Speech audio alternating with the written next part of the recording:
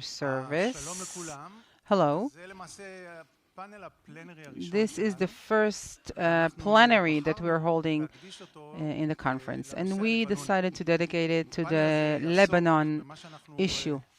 We will talk about, if you will, the third Lebanon war that did not happen yet, and we hope it will not happen. And we titled it "From the North, Disaster Will Be Poured." This session is held in the memory of one of the heroic characters of the modern Jewish history, I would say, and definitely of the state of Israel. This is Lieutenant Colonel Emmanuel Moreno. We have family members with us as well.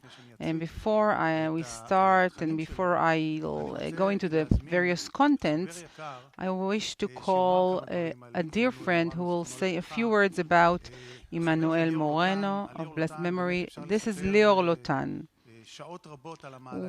We can talk for many hours about Lior Lotan and about his doings, but he asked me to present him as he said, tell them that I'm your brother.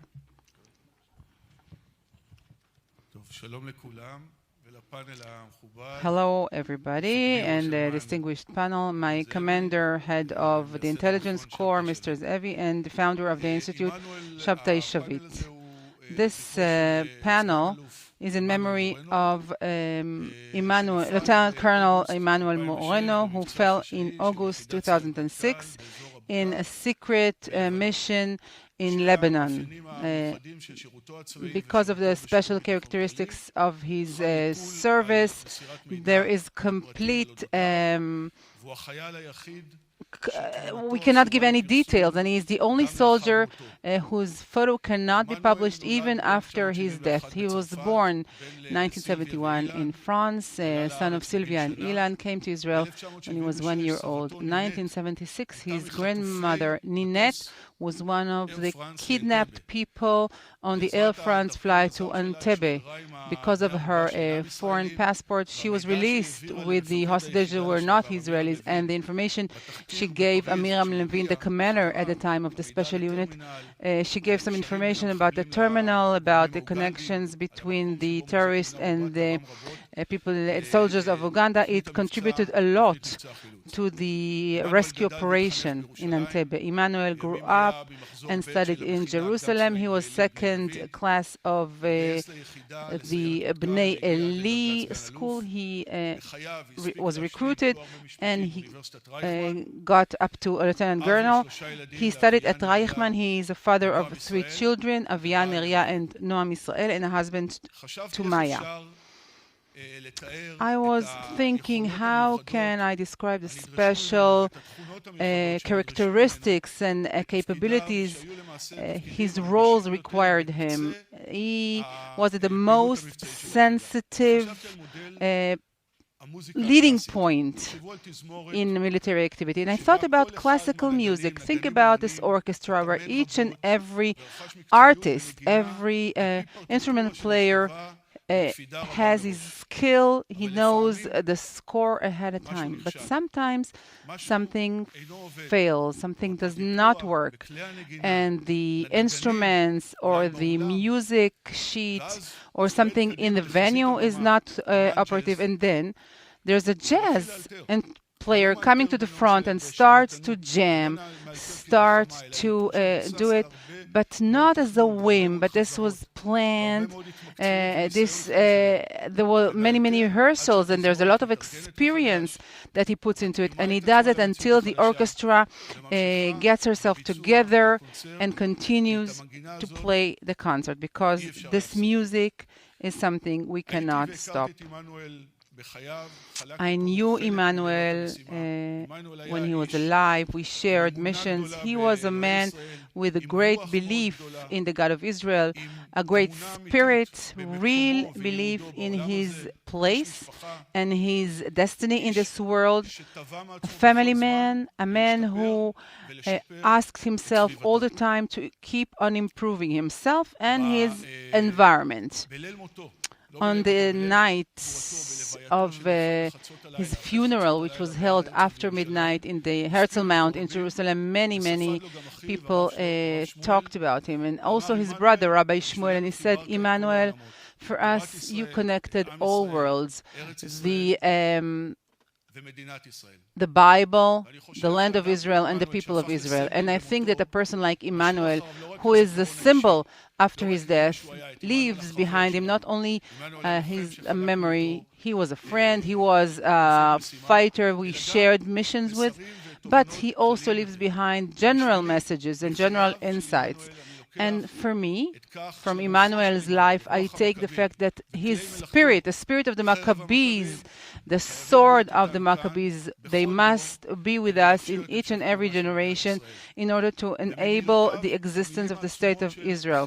And in the words of his brother on his funeral on Mount Herzl, I take the words that say that what he searched for, what he aspired for, this connection between the tribes of Israel, the manners of Israel, has to be with us each and every generation in order to sustain the state of Israel. So for Emmanuel, the fighter, friend, and symbol, may his memory be blessed. Thank you, Lior.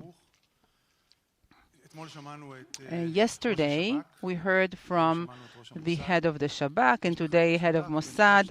There is a common denominator between the three people, them and Lior Lotan. They all are from the same class at the elite unit, Sayeret Matkal. I'm just thinking, God forbid, what would have happened if this unit did not exist? Where would we be in the state of Israel? So thank you, Lior. We're now going to deal with the third Lebanon war. This is the common denominator. The Counter-Terrorism Institute has been holding for 7 years several projects. Each project takes a niche that has to do with the next multi-branch war. We don't believe that it's only going to remain in the northern front. If it starts, it's going to infiltrate to other places. It will have repercussions in all areas and borders. And so the 7 projects that people in the Institute deal with is something we want to share with you. Most of the insights and in the specific panel. And we have very distinguished people to do that. In these 7 projects, we had over 150 specialists that contributed. Some were representatives, some were present on behalf of other bodies from Israel, but most of the work was done by teams that the Institute itself carried out and initiated. I'm going to run the panel in the following manner. I'm going to provide a scenario of the war. This is going to be the common ground for all. This was the common ground, actually, for the 150 people who worked. We had variations, but all in all, a general agreement regarding this scenario. So I'm going to present that scenario, and then I will ask the distinguished people here to give us the insights. Each person will speak about 7 minutes, having the main conclusions, the main ideas that came up in their team. One of the teams is not presented here, so I'll fill in for them. Then I will ask the former head of the intelligence corps to come up and to respond, actually, to respond to all the presentations that he hears here. Aharon, Ze'evi, Farkash, he's a friend of the Institute. He's a senior person, and of course, I'll present him later on. He also accompanied some of these projects, and it was very important to hear from him, to see his point of view in an integrative fashion. Let's go to the presentation itself, to the PowerPoint. I'm going to start with the opening scenario. Maybe you can dim the lights a little bit.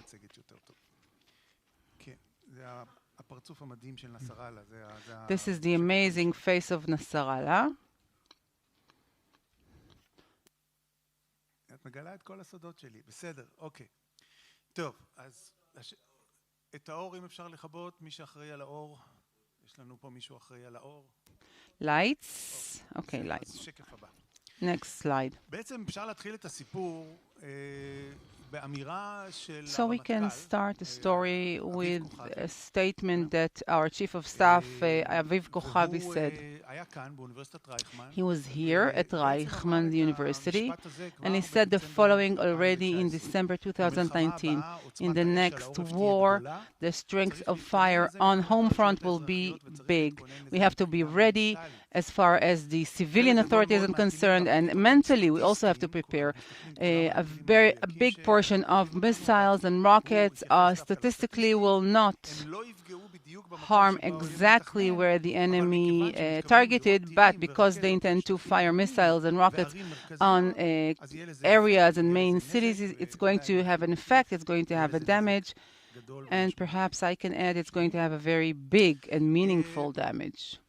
מה התרחיש שלנו אומר? So what התרחיש שלנו is מדבר the על מלחמה scenario כוללת stating? עם We're talking חיזבאללה about an באיום קרב, overall כפי war שאמרתי. with Hezbollah. בסבירות גבוהה עם High זליגה likability, לגזרות this is נוספות, going כי אני אומר to גזרות נוספות, זה גזרת go into הדרום, other חמאס areas, the וגם south, Hamas. שהתלקחו בעקבות הדבר הזה, They're going איו"ש, to הגדה also המערבית, start because יכול of להיות שגם this. תצטרף Maybe we'll לחגיגה, see Judea and וייתכן Samaria, גם גורמים the Western Bank, שונים and maybe בסוריה, other factors שלוחים in כאלה Syria ואחרים של איראן. לא, אנחנו that לא are מדברים על המלחמה sent מול by Iran. איראן, We're not talking about אלא a על war משהו with שהוא אפילו Iran סדר right גודל now, but we're talking about קטן יותר או שונה a smaller מאיראן scale or a במלחמה different scale than עם the war with Iran. במהלך And this is המלחמה, war with Hezbollah. הצפי הוא During ירי that של war, we כ-2,500 expect חימושים ביום. 2,500 launches a day, mainly rockets, אבל statistical חימושים זה יכול להיות גם rockets. פצצות מרגמה It could וכן also הלאה. be וזה shell bombs, בעיקר בגזרה and this הצפונית, is אבל כמובן mainly in the גם northern בגזרה border, הסורית. but also in other borders ההערכה we're going to see שאנחנו it. עבדנו לפיה,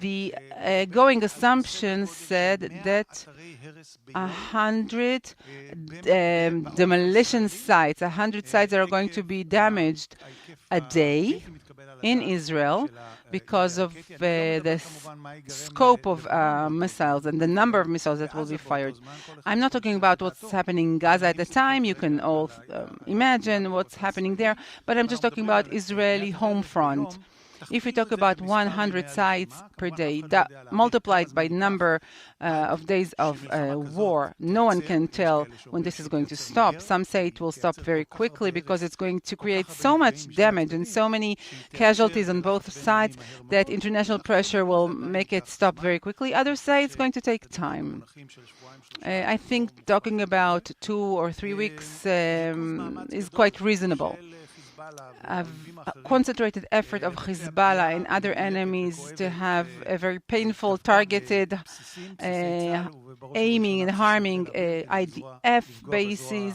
האווירית של first and מדינת ישראל. foremost Air Force כמובן בתשתיות bases, קריטיות, לכך and הם of course ינסו critical להשתמש infrastructure. They're going to try and use הרקטות שהפכו להיות rockets מדויקים, that are now ושישים להם באותו זמן ביד. precise דבר missiles, שכמובן יפגע cruising בתשתיות missiles, and this is חשמל, going to מים, harm תקשורת, תחבורה ונמלי infrastructure, electricity, הדבר הזה water, ייצר, airports. להערכתנו, מספר This חסר תקדים will create an שנפגעים בעורף unprecedented number of במובן הזה אני casualties אולי in אפילו יכול Israel לומר שמבצע in the home עלות front. השחר I can say that אולי יצר Operation איזשהו בעייתי Breaking Dawn בתקשורת perhaps ישראלית, created some שכך sort of a נראים problematic מבצעים וכך נראות מלחמות, אפשר לשבת בתל אביב appearance. People thought that this is what war is going to look like. You can still sit in Tel Aviv and have coffee. It's not going to happen in what we're describing. We're describing an unprecedented number of casualties and a very serious damage.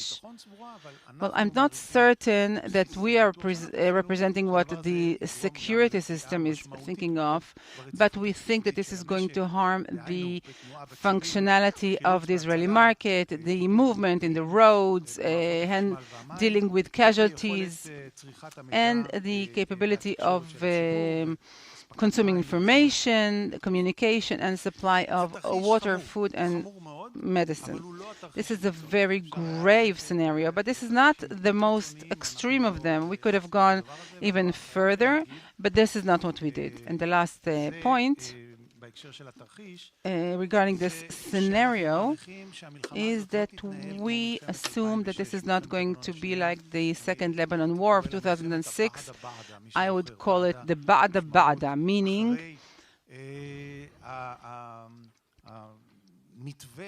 after the outline of Second Lebanon War. It started out very close to the Lebanon border, and then the outskirts of Haifa, and then going to Hadera, step by step. We believe that most of the effort will be targeted towards the center of Israel with the break of war. If you think that this is completely impossible, I'll be very cautious and say I hope it's not going to happen, but I think that we are as close as ever in this specific month with the ultimatum, with the concrete threats that Nasrallah is voicing because of the gas issue with Karish. The 7 projects here, with the first one, we call it the Project of Tomorrow, talking about the readiness of a home front in Israel. Second one is a derivative of the first one. It talks about medical readiness in the Israeli home front. The third one discusses the challenges that the IDF will have in Lebanon. Fourth project relates to the internal arena, that is handling what we saw previously in Guardian of the Walls. Riots could develop amongst groups of Israeli Arabs in order to disrupt the war. The fifth project is going to regard Judea and Samaria, Western Bank. How can we prevent a third intifada in such a war? And if it's impossible to prevent it, how do we handle it? The sixth project deals with a preventive war and an offense, meaning if the situation is right, maybe we have to initiate an attack on Hezbollah and not wait to be surprised or to be the ones to react. And the last project that I will present discusses how should we present things to the public, to the Israeli public, and what instructions should we give to the Israeli public in order to be ready. So I said my piece. I'm later going to present the team that is not present here, and the first one that will present the project of, we talk about it as the project of tomorrow. This is going to be Uri Ben Yaakov, a lieutenant colonel in reserves. He is a senior researcher at the Counter-Terrorism Institute. He's also a professor at the Lauder School of Government. He served in the paratroopers and the intelligence corps, and he's going to review both projects, a project of tomorrow and the medical project. Thank you very much, Boaz. If we closely examine the scenario that was presented by Professor Ganor, indicates inter alia the following challenges. First and foremost, to enable evacuation and rescuing efforts, and by that to also reduce the loss of life in short time frames, what we call the golden 24 hours. The second thing is to provide the ability to have essential emergency services for weaker populations, to have a continuous functioning during wartime, and finally to reduce anxiety and panic in the public in a way that will reduce the impact on the home front when it comes to the decision-making by leaders, as they will have significant decisions to make as they run the military and political campaign. It was clear to us that the responses to these challenges will require a lot of manpower, a lot of human resources that will be available during these emergency times, and will have to be trained in advance for the tasks that they will have to carry out. And therefore, we have based our response on volunteers. Some of the recommendations require just a difference in preparation, but some recommendations require diverting resources and perhaps even changes in legislation. According to the current emergency routine or emergency directives, we think that it should be the neighborhood. That should be the basic unit when it comes to emergency times. And it should be controlled by the local authority. We're talking about a holistic doctrine for the home front to be prepared for an emergency, during an emergency, and a bottoms-up doctrine that will be based on local volunteers and implemented in addition to the national emergency framework, without the national emergency framework having any of its responsibility taken away from it. The basic response to this scenario means that we have to have the civilians or volunteers take part and participate. The activity needs to be done in advance, before the emergency actually evolves and develops. It's first and foremost a public campaign to raise the public's awareness. The main idea is that we need to make sure that the public will be prepared physically and mentally for an emergency. We don't want them to panic. So this needs to be we can be assisted by it in order to give training to the emergency services so that they can also be helped by the civilians. Professor Ganor has mentioned that we have set up a special team for this that has discussed exactly what information should be given to the public and how to do so.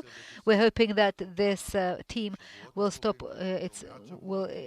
complete its work in the next few weeks and will be able to start the campaign.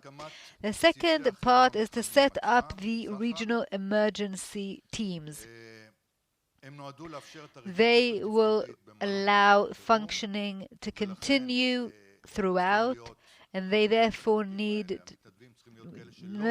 volunteers need to not be the kind of people who are then taken in emergency to other places. So we need them to be young retirees, we need them to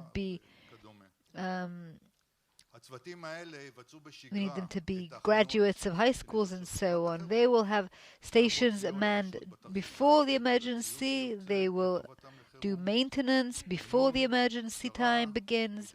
They will train. They will do rescue. And we also need to do some mapping before the emergency begins. We need to map out the neighborhood. We need to map out the special needs of the different individuals in the population, perhaps people who are elderly, people who have disabilities, but also the strengths, such as professionals who may be essential during emergency times and we can be assisted by. We also should map out the logistical resources, vans, trucks, tractors, vehicles that can be used in emergency times in case we won't have enough of them.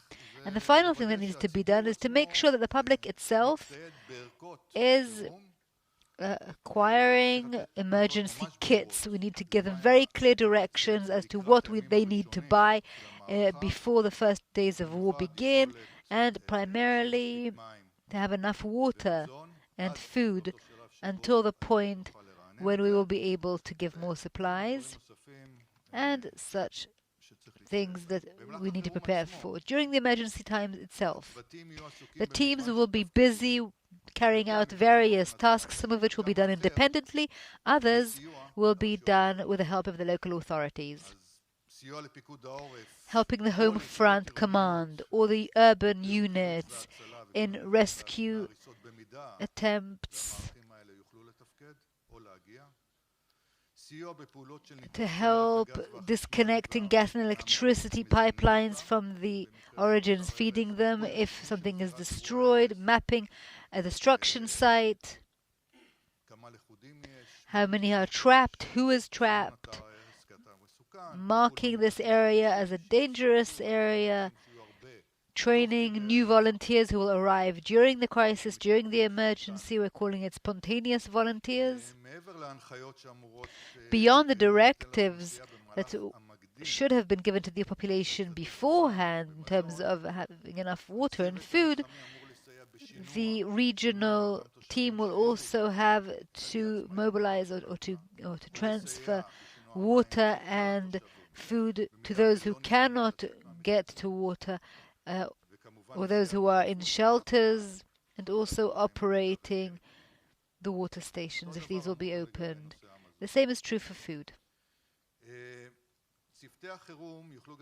The emergency teams will also need to overcome shortage of electricity, having generators in power, sanitation, which is also very important when there is an absence of water or if the sewage systems will collapse, then these regional emergency teams will be able to help. One of the challenges that we came up with is, when the team was working on this, is the medical attention to those who we will not be able to take to hospital, or if we want to try and treat them locally so that the hospitals will not be even more overloaded. So as part of the general methodology we have put together on the neighborhood level, we have set up a team that will provide training so that the HMOs will be united in that area. This team was led by Professor Penny Halperin and has the representatives from the Ministry of Health, the HMOs, and so on. The general scenario that Professor Ganor talked about has many implications medically. There will be many casualties suffering from kinetic injuries. There will be a shortage of ambulances, of hospital beds. We need to have a community medical center in emergency times. We need to set that up so that we can provide treatment to casualties wherever they are. And that means we need to use the professional human resources available in the community, such as physicians and nurses and so on. We are already starting a pilot project in Herzliya, more than 100,000 inhabitants. A fifth of them are elderly and are active, but there are many other thousands who have disabilities and will need help in emergency times. And we are also submitting a grant proposal for the Horizon project to try and have this pilot project in various cities in Europe as well, and developing technologies. Thank you, Ori, and thank you also for managing both of these teams. I want to make note of one more thing. There's a common denominator to everything that Ori talked about, and that is resilience. And I would like to make note of the fact that our president, who is sitting here, Professor Melnick, reached a decision that he will be inviting here to Israel in December 2022 a group of international experts on resilience led by the School of Psychology here at Aharon University, and we will also head one of the task forces, and they will be tasked with answering the question, how do we create resilience among these teams of volunteers, because the challenges they will be facing will be very grave. So thank you, Rafi, for this initiative. The third team which I will present is a team that looked at the challenges that the IDF will have when grappling with this war, which is different from when it grapples with other wars. This team was headed by Brig, together with me, Major General Brig, together with me. I was not going to present everything, but we decided that we weren't going to examine military preparedness and readiness. This is something that Brig does and has done, but this was not the aim of this team. This team focused on 4 areas. The first is active defense. Where will the challenges be? Where should we be going? The response was the team finished its work a few months ago. The emphasis was on laser cannons. This huge challenge of statistical rockets in such great amounts will have to be addressed using laser cannons, and as far as I know, the state of Israel is preparing to develop these capabilities. The second thing is when it comes to ground forces, on the forefront itself, on the front line itself, the IDF force buildup. I'm not going into detail, but how exactly to do the force buildup for this in terms of maneuvers, etc. And the second thing was the matter of spatial defense, defending the periphery. And here we had recommendations of how we can build independent regional capabilities so that they will be able to address these challenges in the first few hours and days of the war. The third area was the home front. how the Home Front should prepare, not in terms of what Uri was talking about in the municipal local authorities, but rather in terms of the national level. And the main recommendation was that a ministry, a government ministry, be set up, designated for the Home Front's preparedness for emergency. It's important enough not only to prepare for war, it's also to prepare for various natural disasters, climate crises, etc. And the last thing the team was talking about was the cultural organizational culture and the national resilience, which means that we need to have national resilience in place, particularly for this event of the next war, the next overall war. So with that, we will end the third project, and I will move on to the fourth project, and for that I will introduce to you Zohar Dvir, former commissioner in the police. For the last 25 years, he has been in this area of operational grappling with terrorism, with national crises, both in the Israel Police Force and the IDF. In his last position, he was the deputy general, he was the deputy chief of police. They wrote that he was the commissioner, but he is not. He was the former deputy commissioner. Perhaps we're looking into the future. Among other things, he was also the head or the legendary commander of the special unit of the Israel Police Force, and he is still heading the project that we call the Internal Front. How should we prepare for the internal threat, which is attempts to disrupt this campaign coming from criminal elements and other nationalist elements among Israeli Arab society? We have addressed this in a very special way. I've asked Zohar to convene a red team that will pretend to be Hezbollah, live in Dahya, in Beirut, sitting there and asking themselves, how do we want and how are we going to use Israeli Arabs in order to disrupt Israel's fighting during the future war? So Zohar, the floor is yours.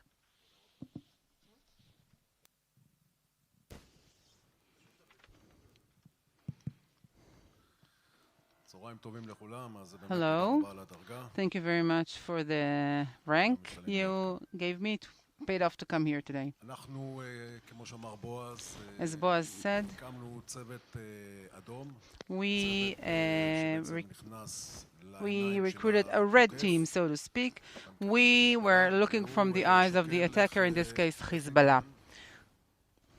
And the consideration was, this noise is disturbing the speaker, he said. How can we mobilize Israeli Arabs in order to disrupt any photos of victory and others with things that are relatively simple, meaning not going for the big things that are handled well. We were not talking about how to cause damage to the textile factory in Dimona, but rather going more to the streets, so to speak. How can we cause damages, hold-ups, create those photo-op of victory? A methodology was built. We took all possible scenarios that are on this spectrum of easy, available, convenient, and yet causing real disruption and causing real sense of success, sense of triumph. We had a team that had a lot of experience, whether it is in police, counter-terrorist work, whether it is Shabak, intelligence, a good familiarity with the other side. We also had senior people from the IDF, and all together we started mapping. After doing that, we found, and I don't want to say we happened to find, but we did come across an article that was published in the Hamas website, Abu Sata, where he calls the the Israeli Arabs, the inner Palestinians. He sees them as part of the entire layout. And the second thing, how can we disrupt the state of Israel, which is now on an overall war? And a wonder of wonders, the points that we found were also part of his article. For example, trying to divert a train from the rails. Think about an overall war where you are diverting a train from the rails. You have tens or hundreds of casualties there. The attention of the state that is required, all the heavy machinery that has to be mobilized to handle this. We have many hundreds of kilometers of rails, and we also are familiar with such attempts in the past to disrupt. This is way more simple than people think. Pouring oil on main roads. You take a few containers of oil and you pour them on the road, let's say interstate number 6. We also saw it in his article, in all sorts of bridges and turnarounds, and this is a holdup. And once again, they have the upper hand.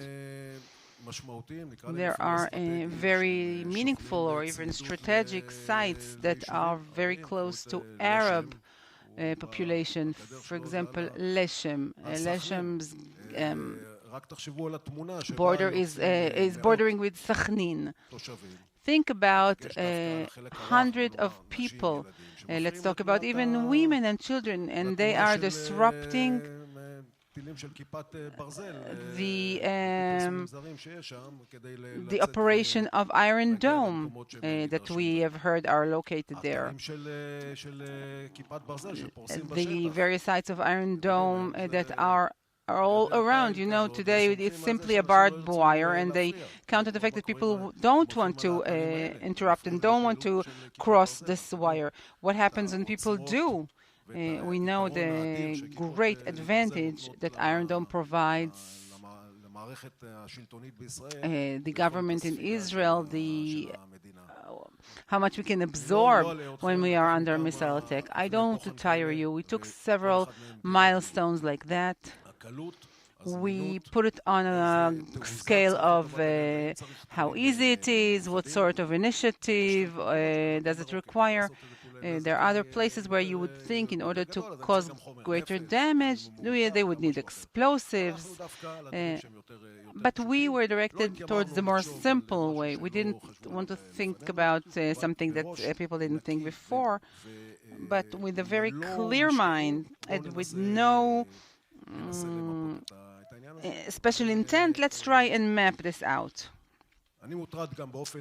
On a personal level, I'm really preoccupied with this. After Guardian of the Walls, I wrote an article about violence in the Arab sector. Is this something inevitable? I think that Guardian of the Walls 2 is not a matter of if, but when. And we have a period of time to be ready, to be prepared. Whether it is law enforcement, stressing, of course, police and the entire enforcement system, but also when it regards the carrot in the carrot and the stick. How do we differentiate between the populations who are want good and shared life and the others who are just waiting for things to explode? It's a very broad spectrum, but very, very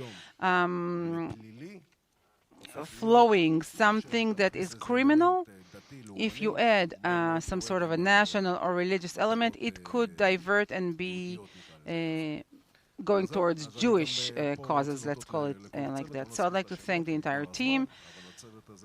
We're almost out of time. We did convene several times, and Daniel, that coordinated everything, I was honored to be its director. Thank you, Zohar. Let's go to the fifth team. We have Shalom ben Hanan. He headed this team. A few words about him. We're very happy that he's also a senior fellow in the Counter-Terrorism Institute. He just retired from Shabak. He served there in very senior positions, management positions. He was also working on the ground. He did several things in the Secret Service. In 2020, he was a fellow of Shabak in the Counter-Terrorism Institute. He also headed a project that viewed the Western Bank, Judea and Samaria. They're about to end the project. Conclusions were already written down. The two main questions that we were interested in is, one, can we prevent a third intifada given this war breaks out? And if this is a negative, how do we handle this war, assuming that most of the IDF will be busy with the war, police with the internal arena? This is quite a challenge. Thank you, Boaz. Good afternoon. I don't think that this forum, here we need to reiterate this, but maybe people need some reminder about the threat of Judea and Samaria. I think that we see it in these very days, and I think that the head of Shabak also mentioned that this place, like any other arena, has a multiplier onto itself. However, Judea and Samaria in the past and in the future, like other areas, can be a war zone of itself, whether we have a war with Hezbollah or not. This is our problem in a multi-arena war and also in a single one. I think that the recent months provide some sort of perspective as to the process we are in. We have analyzed it in teamwork, and we were required, because of the terrorism wave, we also were required to issue some interim conclusions where we saw some influx in the terrorist activities. We see ups and downs. They are probably derivatives of the capabilities of thwarting and stopping such activities. I heard from the head of the Israeli Security Agency. I heard people this morning. And the first thing that we want to say is if we will it or not. And this is not only a political issue. The main parameter that will set the next battle in Judea and Samaria is the image and the characteristics of the Palestinian Authority, how good it operates, and how much cooperation do we have Israeli security with them. This is one of the basic working points. We can have another one, which includes some initiative steps on behalf of Israel to work against the Palestinian Authority. But this is not our recommendation. The Palestinian Authority is an existing fact, and we can say very clearly from data we have throughout the years, where it is better functioning, it assists in stopping terrorism. It has to do with cooperation itself and also with all sorts of forces that it operates on the terrorist organizations and on people.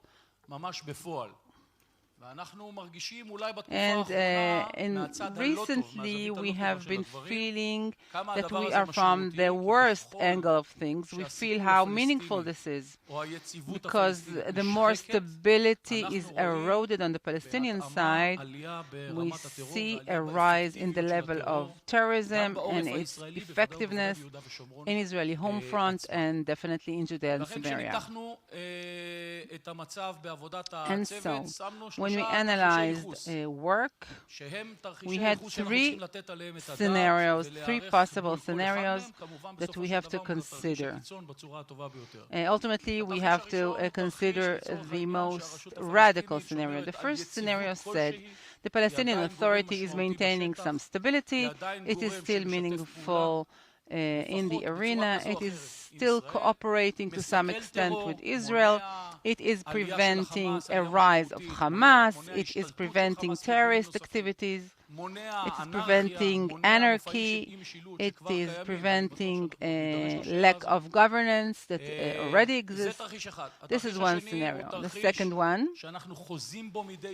is something that we see occasionally, which is some sort of passivity, whether it is because of lack of capability, lack of will, whether it is a matter of capability or a matter of willingness. Well, it doesn't really matter right now. But this scenario describes some sort of passivity. Maybe it is a cause and effect, maybe because we're not giving the money, or for any other reason. This is the passive scenario. It is less constraining. There is a discourse of heads of the authority. There is some sort of limitations that are being kept, and they do assist Israeli work. Even nowadays, in recent weeks, when it seems to us that we are already at a slippery slope, perhaps we're there already, still there is some meaningful intent, some attempts to try and curb the action, even if we see militias, even if we see phenomena that we were already familiar with. And the third scenario is of complete collapse, complete disintegration. The Palestinian Authority is no longer functioning, and maybe parts of it is becoming terrorist organizations and work like that. We have seen this in the Second Intifada. True, conditions nowadays are different than in the Second Intifada. And so all those suggestions of building a protective wall, things that were relevant for another kind of reality, but a reality where the Palestinian Authority stops functioning and the Tanzim and Fatah, the ground forces, they become terrorists. This is already of a different scale and measure in Judea and Samaria. I'll go to the recommendations. And of course, the basic one is to prevent the collapse of the Palestinian Authority. We can do it in various ways. I'm not sure that we're not late to do that, given all sorts of internal processes within the Palestinian Authority that don't necessarily relate to us. There is a very meaningful combination, has been so for years, since Second Intifada, which brings us to a situation of an impossible situation of stabilizing the Palestinian Authority. For sure, when we have a multi-arena war, we don't want this to be active with some sort of an intifada going on. The immediate derivative is preventing Tanzim Fatah, the Al-Aqsa troops, to go back into being a terrorist organization. We're not far from that. You can see it even if you're not close to the intelligence. You can simply gather that from the news that we have. This is the interest, because Al-Aqsa, with their weapons, with their popularity, they're definitely very, very effective in ground. We also have some economical implications, preventing friction between Jews and Palestinians in all sorts of friction points in Judea and Samaria, like Yitzhak. And ultimately, the most trivial recommendation, but it is not said only out of a trivial issue, is to be ready for a battle where Judea and Samaria becomes very active with multifocal points, for the reason that there are very deep processes going on within Palestinian Authority. Hamas is working its way on the Palestinian Authority. We could come to a scenario of collapse. Thank you very much. The sixth project, sixth and last one, maybe the most sensitive one.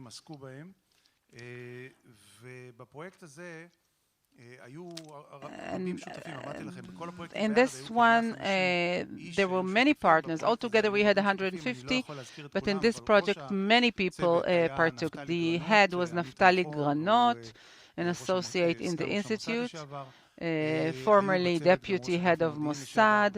We also had former deputy head of Mossad, Dan Meridor, and others. And we brought special personal import. This is my friend Yossi Kuperwasser.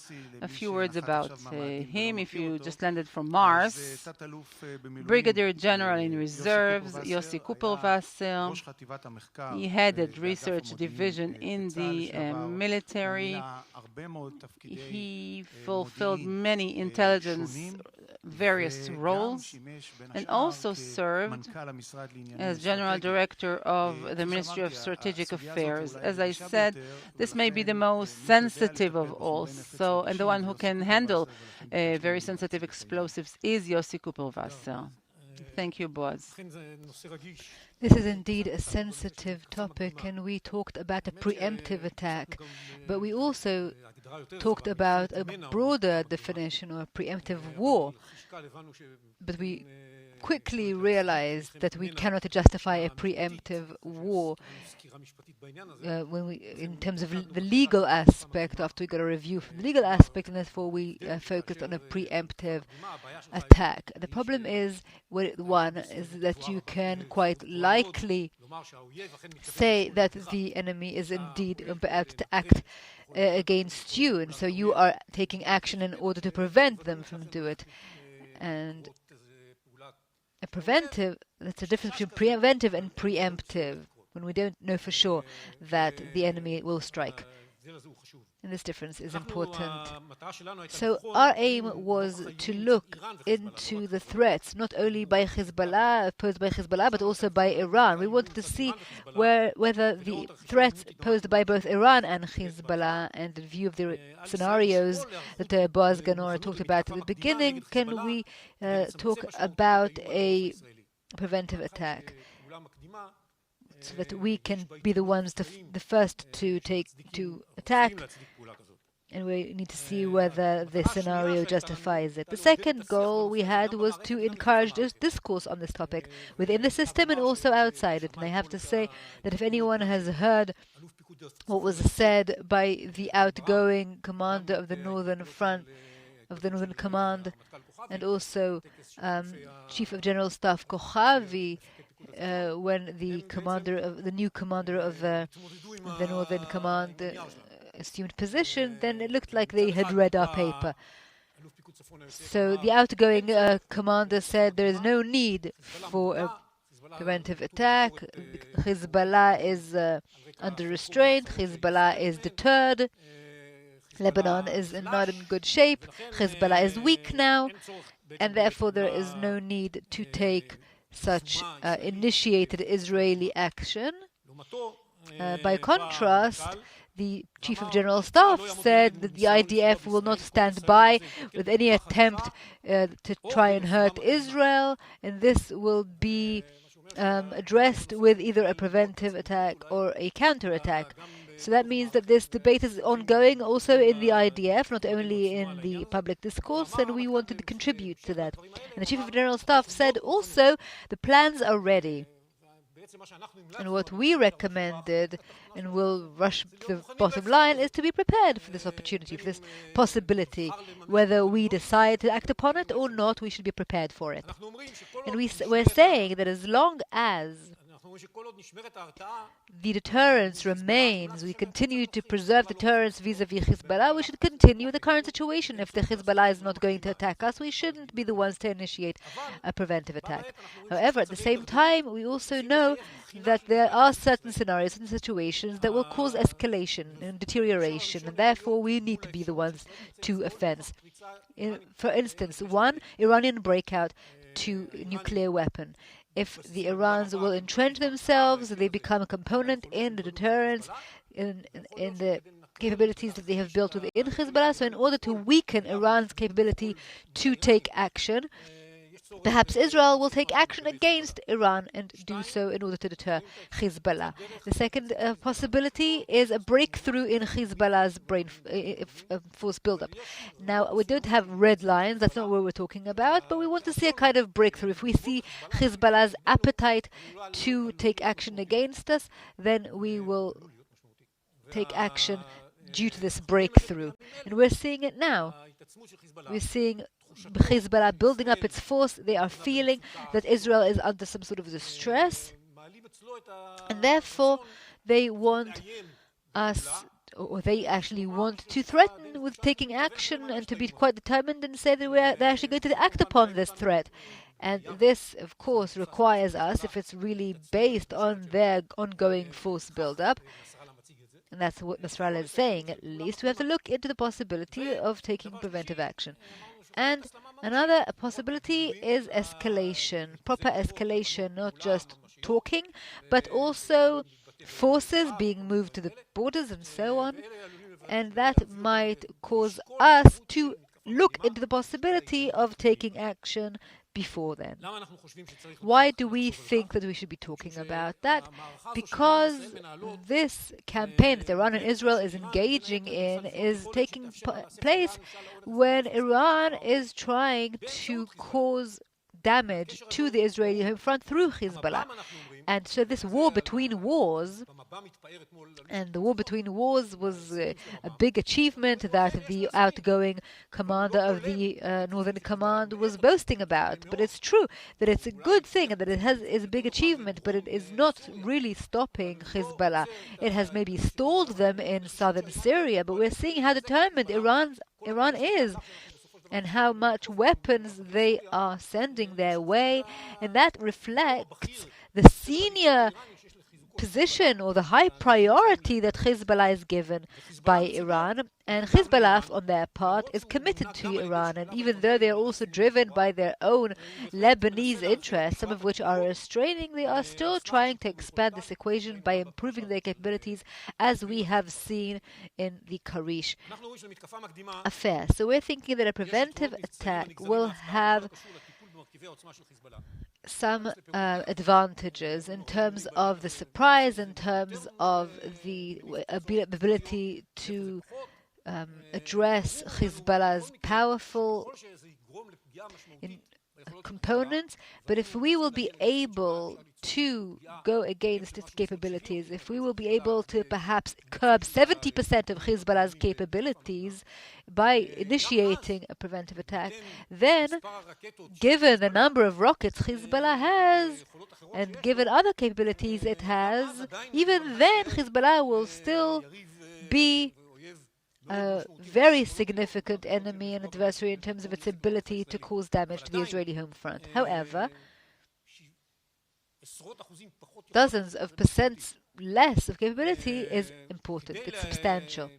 In order to carry out a preventive attack, we need to have preparedness, both on the ground and in terms of intelligence. You need to know how to exhaust your force well, and how to utilize it. I'm sure that the IDF, because I know in the past there are always gaps, and you always need to make sure that there is more intelligence. And you also need to have the home front prepared and ready.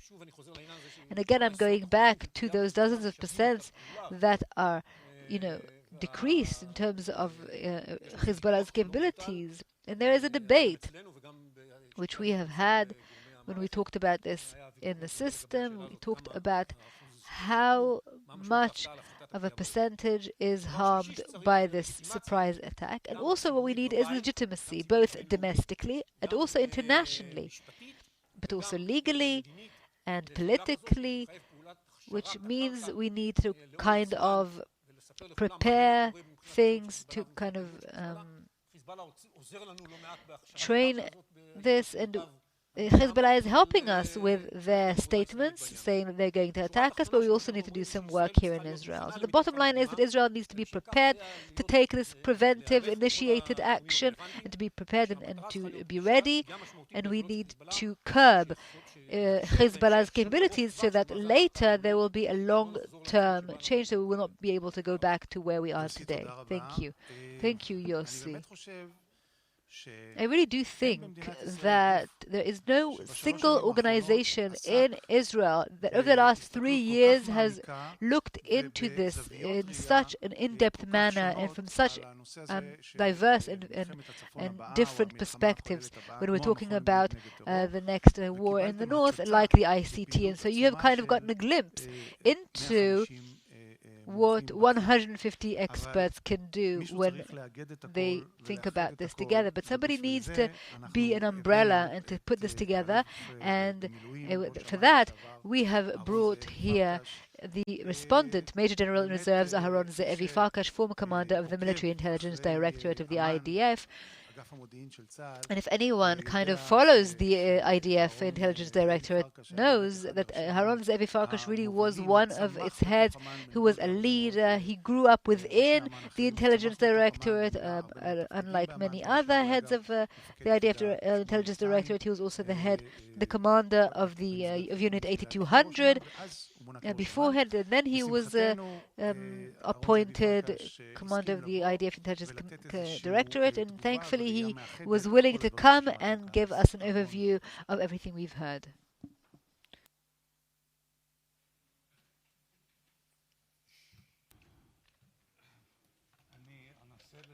I will try and crystallize the work of those teams. I did not personally hear from the head of the Israeli Security Agency or head of Mossad, but if I put together the work of the teams, and I think that this is great work on the side of ICT, Boaz, Naftali, I was involved in some of the meetings. Then I would like to relate to the question in the statement from the north, disaster will be poured, and to focus on a preventive war or attack. And I will divide it into two. The first part being what has changed in the last 18 months that is bringing senior people in Israel to relate to a reality of a preventive attack, an offense that is being very relevant and very authentic. So I'm congratulating everyone for their work, and I'll try to stress this in bullets so I don't exceed my time. One word that I have to say, since the family is here, and I was asked by Ilan, Emmanuel's father, he apologized for not being able to attend the conference. I gave Emmanuel Moreno his lieutenant colonel rank. So I also join to everything that was said previously. I was privileged to know a person, a commander, a fighter who lived in three worlds. The secular world, he was a very religious person personally. This is the second world. And the third world is the world of the Jewish intelligence, being undercover. And there aren't that many people who did it like he did. May his memory be blessed. So, going back, what has changed? And I'll start with Hezbollah. Hezbollah is showing greater determination in fighting Israel and is willing to take more risks. We have seen enough events that point at this. 4 unmanned vehicle over Karish raft, efforts around Lebanon, and a very clear statement of Nasrallah that it is impossible to contain what's happening between Israel and Hezbollah in one day of fighting, and as a result, if Israel dares to enable one day of battle, it takes a risk of overall war. Second thing, Iran. Iran is the strongest Muslim power in the area. It has become more radical regarding nuclear weapon. We see it doing it with no agreement. It used the situation to move towards the threshold of becoming nuclear. It is working in Iraq to support over 70 militias, pro-Iranian, pro-Shia, in the Yemen, and also in the marine policy in the Indian Ocean. Iran is a threat. It is a problem for stability in the region. Third point, military tension between Israel and Iran is overt. It happens on a daily basis in cyber, in unmanned vehicles and such.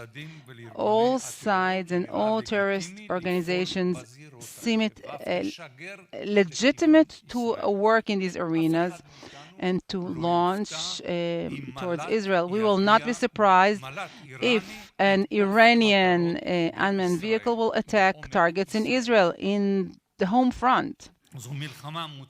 It is a declared war.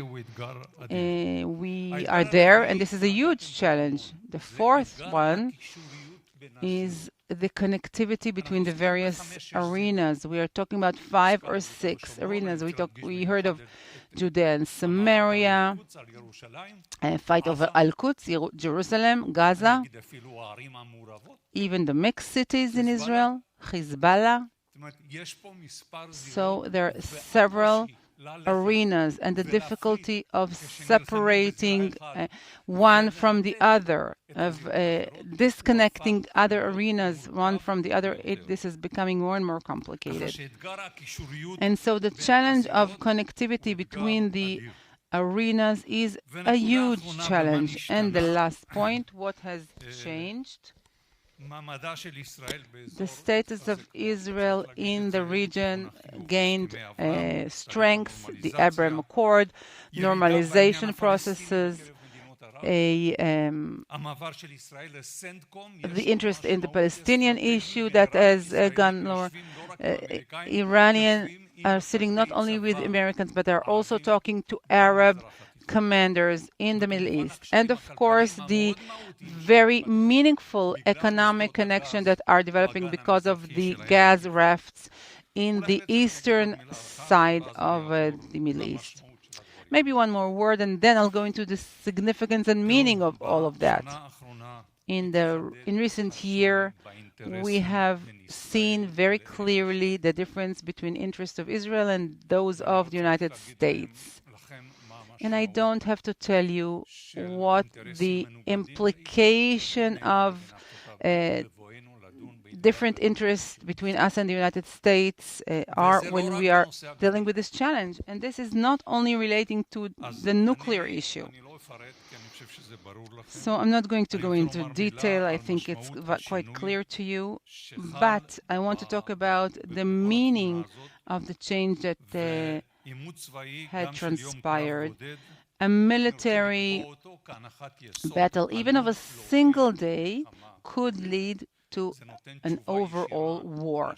This gives us a direct answer to the question that Professor Ganor raised for this discussion. And so, an initiated readiness for preventive war is critical, and I accept the recommendation that we have to go towards a preventive attack. The Chief of Staff was very explicit. I had the capability in May of this year with a very small group of major generals in the IDF. We were all invited to see a drill that the IDF did.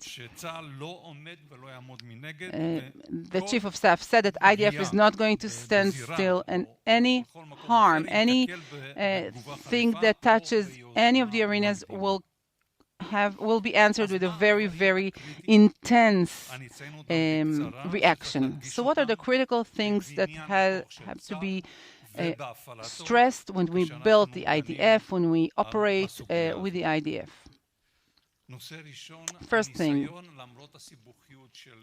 the attempt, despite the difficulty in connecting the arenas, trying to define the borders of the war because of the multi-arena aspect. Are we talking about Hezbollah only, Hezbollah and the Shia, Hezbollah and Lebanon, or Hezbollah and Syria? And so we have to touch on the second point now. What sort of a country is Lebanon when we're trying to well define the various arenas? We regard Lebanon as a country which is listed in the list of countries, but on every practical level, it's difficult to view Lebanon as a country that has responsibility. It is a collection of factions, of religions, of armed organizations, and we have to take this into account. There is no political responsibility there. And so we have to ask the same for Hezbollah. If we're setting the goals, then what is Hezbollah? What are the targets that we have to choose when we deal with Hezbollah? And we have to ask the question of responsibility vis-a-vis Hezbollah. So Hezbollah is the strongest armed organization. It has limited responsibility over the Shiites, and it is dependent on Iran. We have to remember that in Lebanon, the institutions, the state institutions are not functioning. So the meaning, therefore, is, and I'm going to be very modest, it's difficult for me to see an Israeli military operation that can affect the president in Lebanon, the government in Lebanon, that will bring some sort of a limitation on Hezbollah or disarmament of Hezbollah. It's difficult for me to see something like that happening. So, who do you press in Lebanon? I think that there is no element we can press in Lebanon. And so we need to focus on building the strength of the IDF, in being able to operate the IDF in a very short schedule. On the Shia area in the south of Lebanon and Beirut, on the weapon possibilities of Hezbollah, the leaders and commanders of Hezbollah, and infrastructure targets that are used by Lebanon as well as the Shiites and Hezbollah. And not go, as some in Israel say, if we attack infrastructure, Lebanon or its president will stop Hezbollah. I would like to say that in planning and strategy, I am stressing the importance of aerial superiority, cyber superiority, intelligence superiority, and marine superiority as well, which is very important fighting a place like Lebanon. Having done that, I would like to say that this is not sufficient for removing the threat. The dominance, which is amazing, this cluster of dominating elements, they are not enough for removing the threat and for deciding the war. And when we discuss strategy, we have to remember these limitations. The fifth critical point is to operate the IDF in Lebanon. We have to take into account the combination of accurate intelligence, very special intelligence that Israel has, and the ability to massively harm each and every worthy cause with the strength of fire that IDF can provide. I believe that this will not be sufficient, and we will require ground activity as well. Almost last word about the home front. From this drill and the work of the teams that you have done, I'm asking to say very cautiously, the home front in Israel is not ready for preliminary war and its implications. It is not ready. There is a challenge of handling 45-kilometer missile shooting, many arenas. I'm not going to discuss it because you already did. I'll say, in addition, my impression is that the knowledge of the government as the group that is required to decision make in this case is very, very low and lacking. And in home front, we need a thorough change before the next escalation.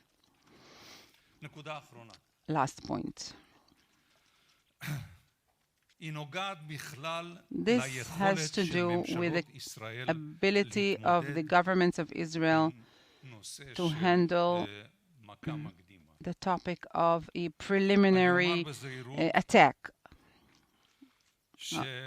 And I'll be very cautious when I say that the ICT teams did not discuss the question whether the Israeli government can handle the insights in this document, and rightfully so, because it's not simple at all to discuss.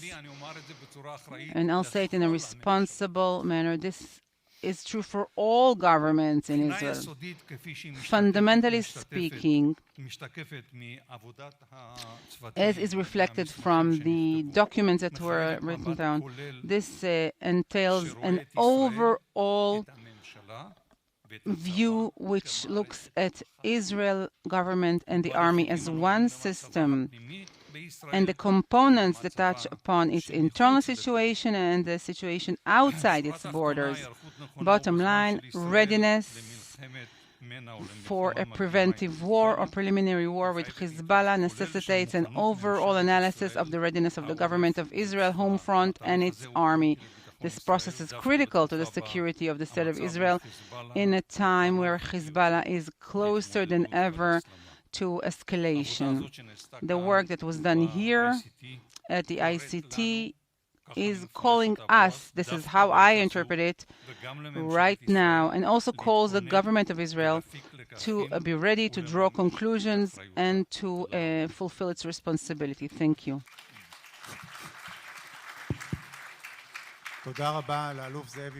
Thank you very much, Major General Reserves Ze'evi Farkash. I think you have made a very important connection for us, and perhaps we didn't discuss the question of whether there will be a government in Israel that is capable of making such a decision, but we have realized that we are talking about the kind of middle part between two committees, because if a government will not reach this decision, then it will have to be interrogated by a committee that will be asked why we did it, and then if we didn't do it, they did make a decision, they'll have to also answer for that.